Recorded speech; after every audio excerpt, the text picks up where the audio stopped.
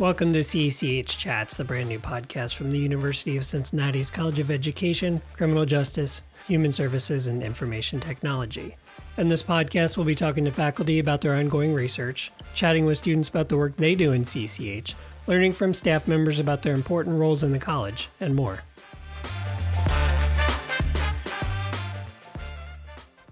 Hi, I'm Rodney Wilson, Content Specialist for CECH. Today's CECH Chats welcomes Professor Dave Kelley of the School of Human Services. Kelley is a renowned sport administration professor and coordinator of the online master's degree program here at UC. He began his career as a teacher, coach, and athletic administrator in Ohio's Vinton County local schools before forging a path in academia. Kelley has over 2 decades' experience in higher education and has significantly impacted the sport administration field through his innovative teaching methods and extensive professional expertise. Author of a 2012 book about sports fundraising, Kelley has a new work releasing soon titled Internship Playbook, Skills and Strategies for Sport Industry Success.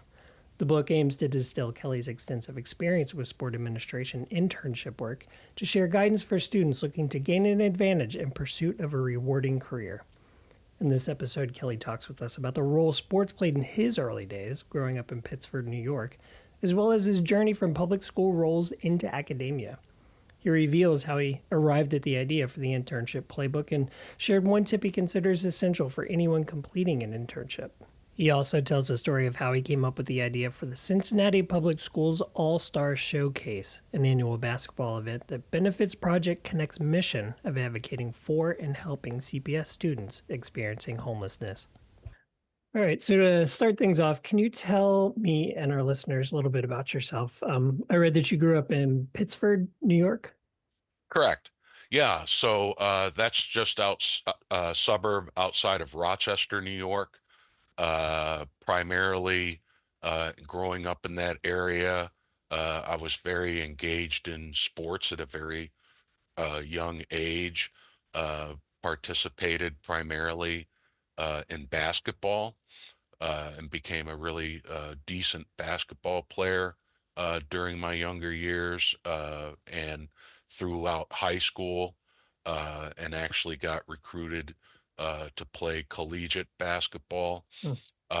And but unfortunately, an injury occurred during that time, and really, the focus then sort of shifted to, well, what do I want to do with the rest of my life? Because, basketball was an activity that I really enjoyed, but I knew that that was not going to be a professional career for myself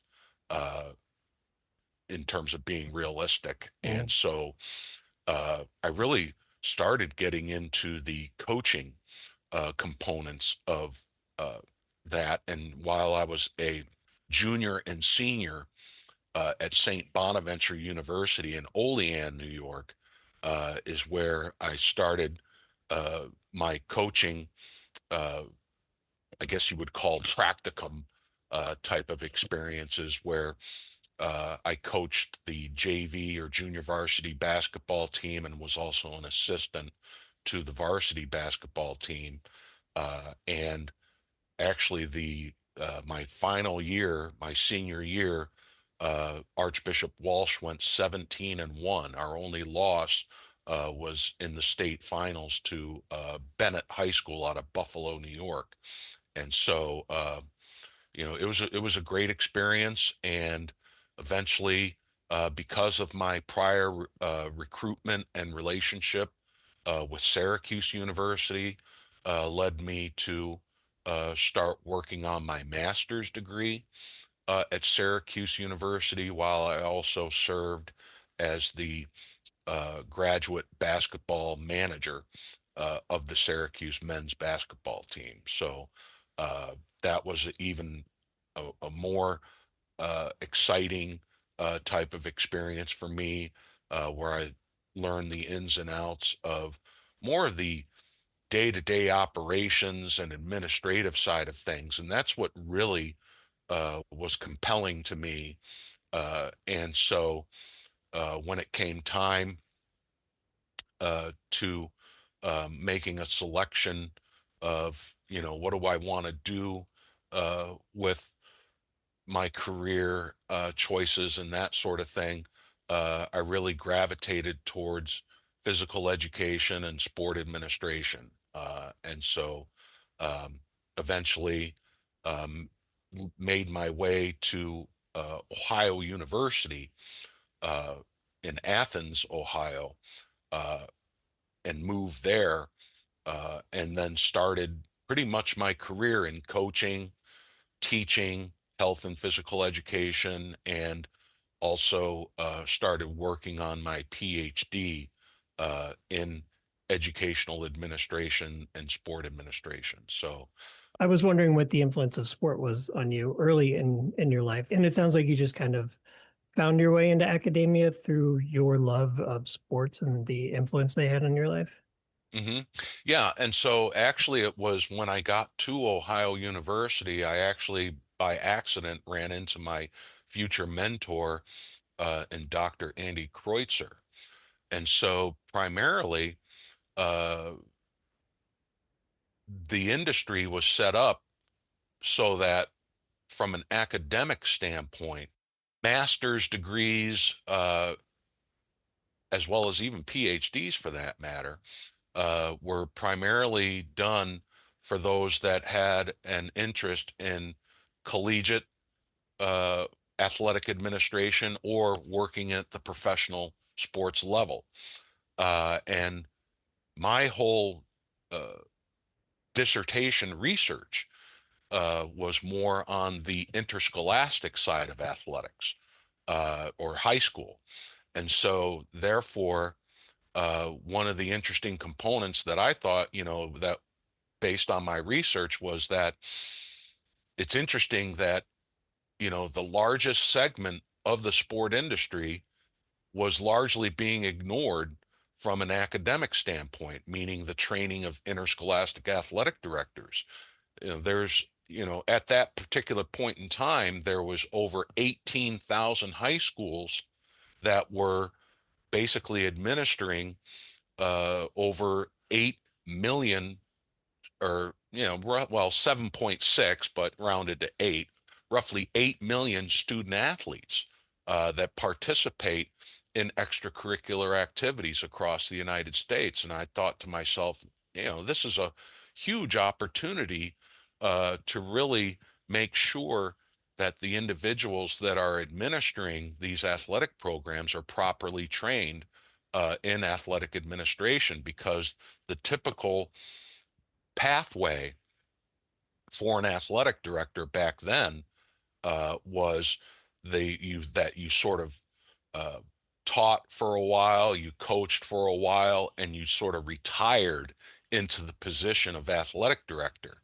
And I sort of decided that, I don't think that that's the most appropriate pathway. Not that it's inappropriate, but that there could be a different type of pathway. And so, why not educate people early on so that when they do matriculate through and graduate from college or graduate with a master's degree, now they can really hone in on being more effective as an athletic administrator, because that's exactly what they've been trained in. And typically, athletic administrators uh, were not necessarily trained to do things like scheduling, to do things like the hiring and firing of coaches. They were not trained to do transportation schedules. They were not trained to do risk management plans and emergency action plans. They were not trained to do fundraising activities and reaching out to corporate sponsors for money to help support the athletic program. So those are the areas that I researched and ultimately developed into curriculum specifically for interscholastic athletic directors. And my idea coming out of Ohio University back in 2002 was, how can we do this, but not necessarily make it inconvenient for the athletic administrator? And so, how can we do this online? And so, I was one of the pioneers that came up with the idea of online education for high school athletic administrators. And then you came to UC in 2009, and that's the year that the sport administration program was founded at the University of Correct. Cincinnati. Can you tell us about the founding of the program? What was it like getting that up off the ground, and what were the thoughts behind it in the early days? Sure. So Bob Brinkmeyer was the founder of the sport administration program. Bob is retired now, but he was the one that brought me on to teach a lot of the classes as an annual adjunct instructor, and eventually I was brought on in a full-time role by I believe 2011 or 2012, I think it is. I can't remember exactly. But at any rate, we had 48 transfer students across the campus that came into the sport administration program in 2009 to now we've grown to over 500 majors. We are roughly the 10th largest baccalaureate program on this campus, which sort of speaks to the enormous growth that we've had over the past 15 years. And so we've had sort of a steady flow of faculty that have come and gone, but we're at a critical mass of faculty at this point right now with two recent additional hires. We have, at last count, with this most recent hire, we now have 9 full-time faculty members, and we also use quite a few adjuncts as well. But at any rate, that's sort of the genesis as to how the sport administration program began. I remember how, it was very shoestring budget. I mean, I literally in my office, I used to do my lesson plans on top of the microwave oven next to the coffee maker. So, uh, now I have a fairly decent sized office. So it started off with humble beginnings, but has grown into a very significant component on our campus. And you just recently celebrated 15 years of the program. You mentioned it's been going on for that long. Yes. Hmm. Can you talk about the impact that you see the program having on the industry? I know that the sheer volume of high school administrators is undeniable. So, if you could just talk a bit about the impact that you see this program and your hard work over the past 15 years having on high school athletics. Sure. One of the things that, again, it's I'm living out my dream and my passion of what I did my dissertation on, and so as a result, it's proven to be quite fruitful. Many of my students who have come through the program have now become gainfully employed in the industry, to the extent that pretty much every student who now is an assistant athletic director or athletic director, I could point out um, that better than half of the schools in the Cincinnati public schools have graduates from our program. That in the Greater Catholic League, uh, which includes schools like St. Xavier High School, Elder High School, as well as LaSalle High School, among the others, all have graduates from our program. Uh, where LeBron James went to school up at Akron St. Vincent St. Mary High School. We have a director of athletics that's up there. So we are spread out all across Ohio and including as far east, because since we started our online master's program in 2017, now we've really have made a even greater footprint across the country. We had or have a director of athletics in New Hampshire, which is as far east as you can possibly go. And we also have a gal who is a assistant director of athletics in Kalahio High School in Kalahio, Hawaii. So as far west as you can possibly get. So um, we're very, uh, at least I am very pleased with how everything has transpired. And in addition to them coming through the program from a curriculum standpoint, they also have the opportunity uh, as an ancillary benefit of becoming certified with our national organization, which is the NIAAA, or what's known as the National Interscholastic Athletic Administrators Association. And so there are two designations or levels of certification that students can get. One of it's based on years of experience, which is the certified athletic administrator.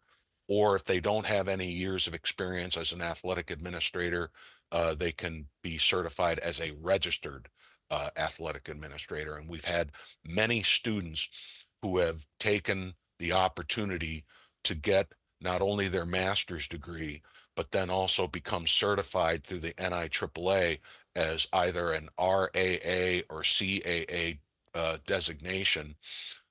And really, the benefits of that is that it really helps them during the job hunting process, because any building principal, any superintendent of schools, or even diocesan administrator worth their salt is going to know what the NIAAA is and what it stands for. And so when they see that our students are coming out prepared and certified, that really speaks volumes to those people looking to hire. And you're also a driving force behind the Cincinnati Public Schools All-Star Showcase, which just took place a couple weeks ago. Can you tell me about that event and your involvement with it, and I guess what it means to you? Sure. So to give you a little bit of context, um, I was actually visiting back home in Pittsford, where I attended Pittsford Sutherland High School, and we were playing our crosstown rival, Pittsford Mendon High School, at the University of Rochester. And that crosstown rival game was called the Rainbow Classic. And basically, it was a select game to raise funds for the Golisano Children's Cancer Center. And so I thought to myself, after attending that event, what can I do to sort of bring that idea back here to campus and get our students involved? And so I brainstormed with the Cincinnati Public Schools in terms of getting our students involved in things like ticket sales and sponsorship sales, and all the organizational logistics that have to occur during an all-star event, such as the uh, skills competition, and then transitioning to the three-point shooting contest, and transitioning to the games themselves, and the transitions that have to occur to the slam dunk contest and that sort of thing. And so working with the CPS folks has been absolutely outstanding. And so one of the beneficiaries that I wanted to figure out was, because of the previous one that I told you about, in Pittsford, it went to the Golisano Children's Cancer Center. Well, within the Cincinnati Public Schools, they have an organization, a 501c3 called Project Connect, and they serve the roughly 4,000 homeless students in the Cincinnati Public Schools community. And so right then and there, I knew we had our organization that we were going to support. And so therefore, the birth of the Cincinnati Public Schools All-Star Basketball Showcase, presented by the University of Cincinnati, was launched in 2022 and was held at our own Fifth Third Arena. And to date, we've raised $60,000 over the last 4 years for Project Connect so that they can provide emergency housing because there's kids sleeping in cars or in storage units and things of that nature. Helps them with clothing and food insecurity. And so this is such a win-win for us because it gives our students an opportunity to not only hone the skills and take what they've learned in the classroom about event management and implement it into a showcase like that, but then also the community service aspect to it in terms of the impact that it's made for Project Connect. That's wonderful. Let's talk about your book. You have a new book out. It's your second book. The first book was Sports Fundraising, Dynamic Methods for Schools and Universities and Youth Sport Organizations. But the new title is Internship Playbook, Skills and Strategy for Sport Industry Success. How did you arrive at the decision to write a book about internships? Yeah, because number one, I've been doing that now for roughly the last 14, 15 years in terms of helping facilitate students with practicum opportunities, which would be during their freshman, sophomore, and junior years, as well as them helping them facilitate their capstone internship experience. And so I also happen to teach or actually facilitate rather the capstone internship experience, which I'll be doing this summer for those students that are registered for this summer. And so over the years, I've gotten multiple opportunities, and still every day, my email inbox gets jacked up from organizations like the Cincinnati Reds, the Bengals, uh, the Cyclones, the Dayton Dragons, uh, I mean, you name it, and then a variety of different high schools.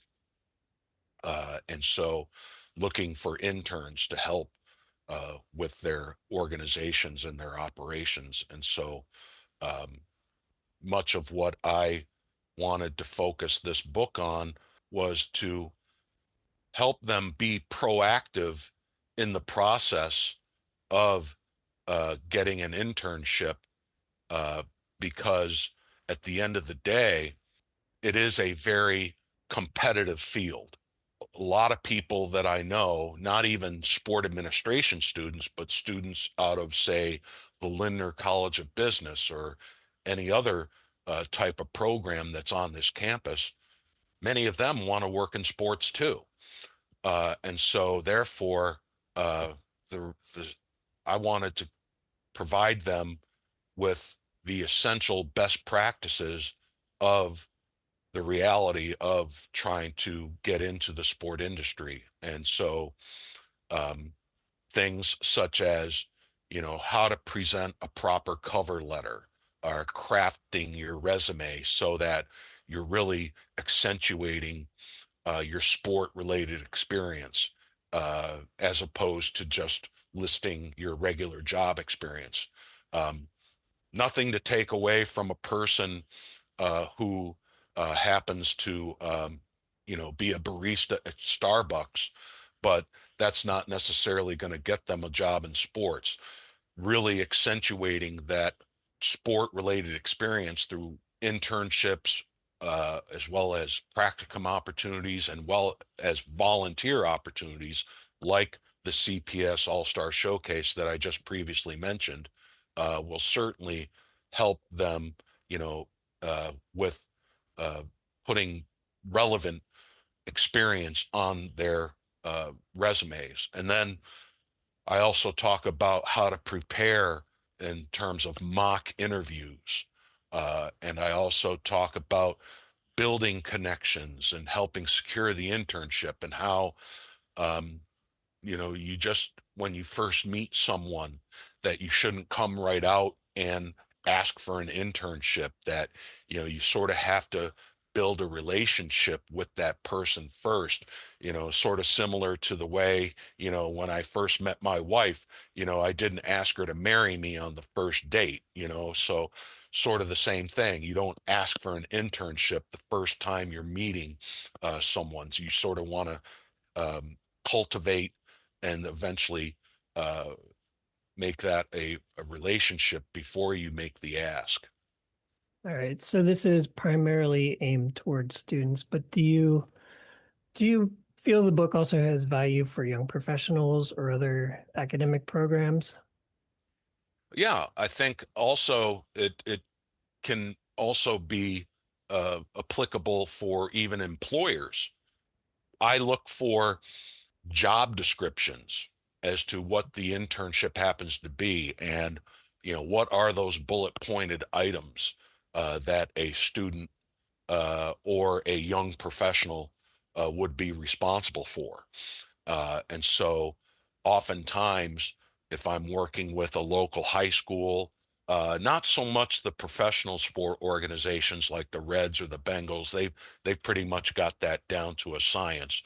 But primarily with smaller sport organizations such as youth and high school, um, they'll come to me and ask, well, what are, can you help with that? And so I'll usually sometimes share with them, well, here's a sample of a internship job description. And, obviously you would fix it, manipulate it to, or modify it to fit your situation at your school. But at the end of the day, you know, put the internship description that lays out everything that you want them to glean from that internship. And that's another thing that I also uh, cover in the book is that supervisor intern relationship, and that ultimately I want them to transition from just the supervisor intern to more of a mentorship for those particular interns. And so what exactly that looks like is what many of the chapters within the book cover. And then how you transition from being an intern and what to anticipate when you enter the sport industry itself. And then what does then therefore professional behavior look like in the sport industry, and the key personality traits that are needed in the sport industry are certainly key components that I cover within the book. So it's fair to say at this point, you're not going to succeed in the industry without having pursued an internship or a co-op experience. Well, I'm not saying that you're not going to succeed, but you are going to increase the odds of securing a job in the sport industry by pursuing a lot of the things that I mentioned in the book, um, because it is such a highly competitive industry. I know that you're recognized as an expert on revenue generation. Do you see any overlap between these two topics? Internship, obviously, it sets you up for and potentially provides income revenue to your personal income stream. But were there any points that kind of overlapped for you? Yeah, in fact, many of the graduate assistantships that I've created for our master's students, as well as internship experiences with some of the local high schools that we have, uh, do definitely overlap. So, um, one of which, an internship at St. Xavier High School, for as a anecdotal example, uh, worked with one of their development officers, Ralph Nardini, to create an opportunity where the student would work during the day on fundraising and development type of activities. And then in the afternoon and evening time, they would do more of the sport related activities in terms of setting up and breaking down for events and event supervision and so on and so forth, so that they have a really full experience of what it's like to be an administrator that is, you know, working that 400 hours of their capstone experience, that they're getting, you know, fundraising, relationship building, event management, and all of those other components that are necessary to help them.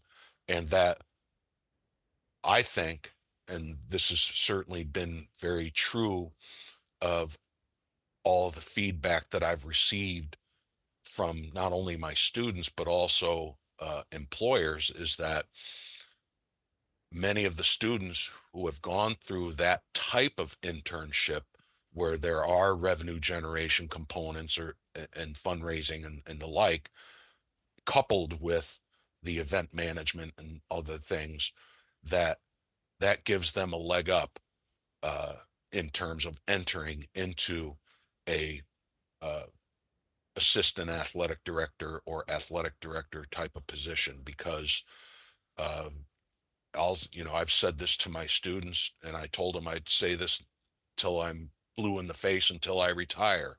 If you can demonstrate to any sport organization that you can generate revenue for them, they'll hire you, regardless of what it is. And one really excellent example of that, in my master's class, applied financial management strategies in athletics, I literally put the students through the grant writing process. And so I partner them with local high schools and their athletic departments. And so there's a team of about 5 or 6 students that are online master students that will work with the athletic administrator, and they will more or less agree upon a particular grant that they will go after. Well, in one particular example, and there's quite a few that, I mean, I go on for hours here because it's been so successful.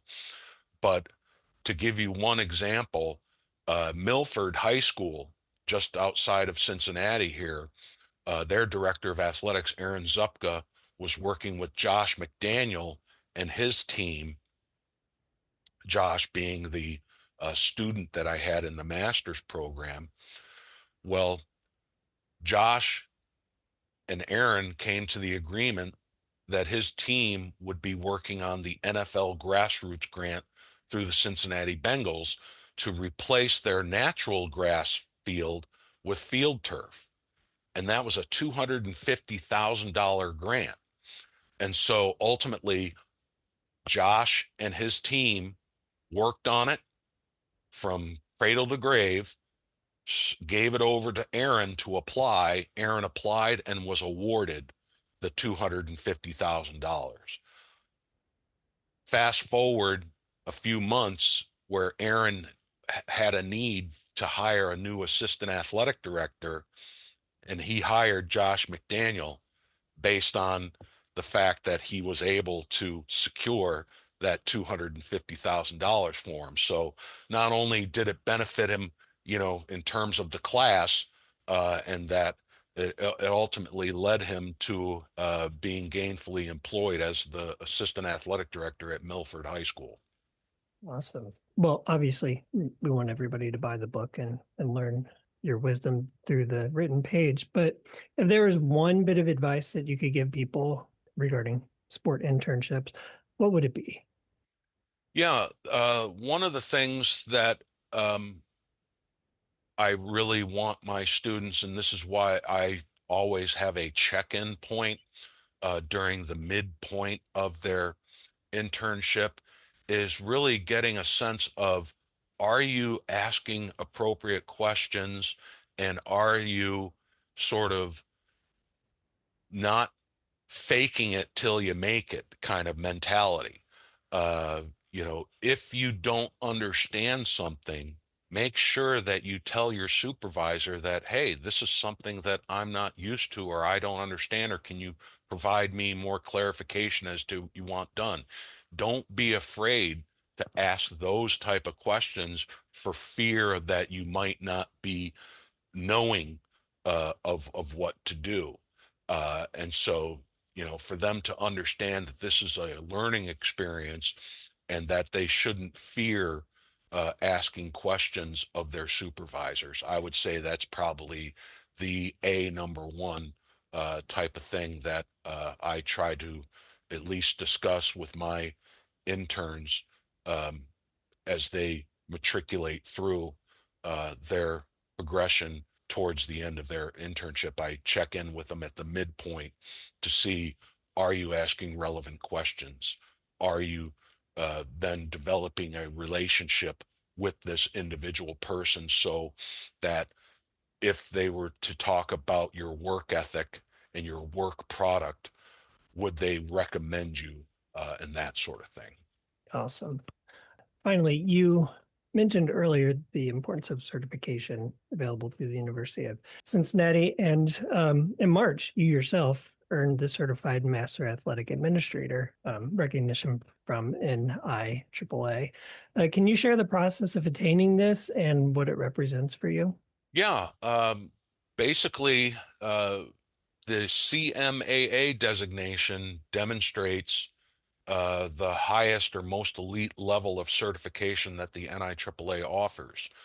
Uh, the There is a list of criteria or guidelines that you have to meet in order to be eligible for the CMAA, and they score it on a rubric. And so, years of experience as an athletic administrator is one component of the rubric. Another component of the rubric was uh, how often have you attended the national conference? Another component of the rubric was have you presented information uh, regarding athletic administration at the national conference or at state conferences or at local conferences? Um, how active are you in your local and state associations, that sort of thing. And then there's a series of courses that you take in terms of risk management to Title IX and sexual harassment to all the different types of managerial strategies and best practices, as well as uh, promotional type of things to social media components in those courses to there were 500 level courses, 600 level courses, and 700 level courses. And there was, I believe, 14 total courses that you had to take uh, in order to be, again, eligible for that. So as I refer back, you had to have the years of experience component to it. You were scored on that. You had to have the attendance at the national and state level conventions, presentations, and then you take all the courses. And then ultimately, you have the option of doing a project or a presentation. I chose to do the presentation. I actually, because fundraising is within my wheelhouse, I chose to do a presentation called Fundraising Diversification in Interscholastic Athletics. And so I had to do a 45-minute Zoom presentation in front of a team of critics, athletic directors, as a team of, I think there was like 6 or 7 critics that were there to listen and ask questions of me at the end of my presentation before I was able to attain that status. So it's quite an involved process, but certainly definitely worth it in my estimation. Well, congratulations on attaining Thank you. that. Appreciate it. All right. Well, I want to thank you, Dave, for chatting with me today. The new book is titled Internship Playbook, Skills and Strategies for Sport Industry Success. It's out soon from University of Cincinnati Press. And how can people keep up with the status on the book and purchase it once it's out?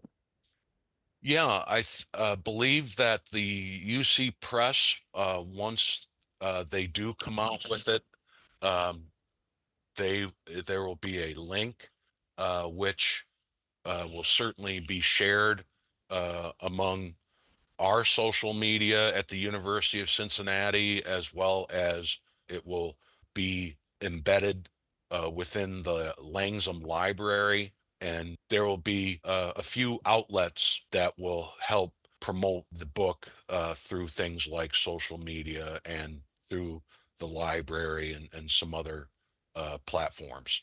We'll be sure to send out a social media update from CECH Marketing as well. So we'll make sure people know about it. Well, thank you so much for your time today.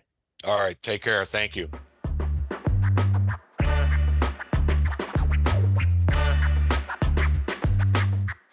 Thanks for listening to this episode of CECH Chats, a presentation of UC's College of Education, Criminal Justice, Human Services, and Information Technologies Marketing Department. CECH Chats is edited and produced by me, Rodney Wilson.